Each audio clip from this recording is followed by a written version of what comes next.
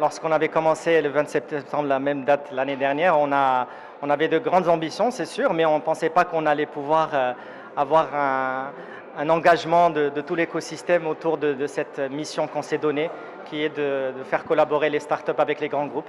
Tout le monde vraiment a joué le jeu et a donné la chance aux startups, les grands groupes, aussi bien privés que publics, comme vous le savez, des grandes institutions comme la Royal Air Maroc, l'ONCF, nous ont fait confiance pour travailler sur des programmes d'Open Innovation. Et au final, on est très très content parce que le bilan il est juste incroyable. Plus de 24 projets de solutions innovantes qui vont être déployés, qui ont déjà été déployés ou en train d'être déployés au sein des grandes institutions. 10 startups qui créent à partir des programmes d'Open Innovation, qui là aussi sont en train de déployer leurs solutions. Donc des bons de commande fermes pour les startups, des références et bien sûr des solutions innovantes pour les grands groupes qui vont vraiment les aider à proposer des choses innovantes et pratiques et utiles pour leurs clients. Qu'en est-il de la vision de la Factory pour les années à venir? Alors les années à venir, c'est que en fait, ce qu'on a fait aujourd'hui, cette année, je veux dire, c'est qu'on a vraiment testé ces programmes d'innovation, on a vu ce que ça a donné, on a vraiment appris beaucoup de choses.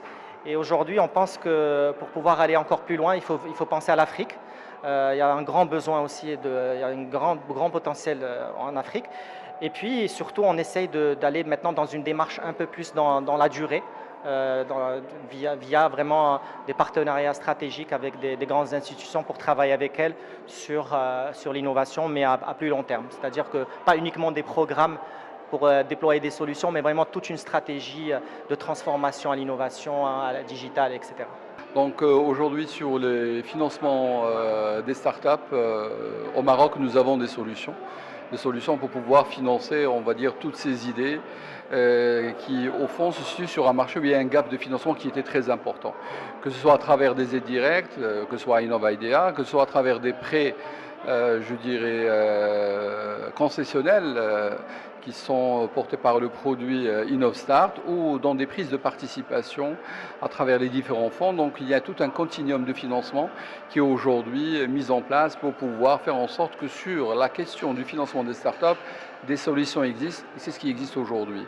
Ces financements, bien sûr, ne sont pas, je dirais, dans un contact direct, ils passent par des professionnels. Quand je dis des professionnels, si je parle par exemple du pré-amorçage, c'est-à-dire les premiers stades des startups, nous travaillons aujourd'hui sur des partenaires qui sont aujourd'hui au nombre de 6, dont la Factory.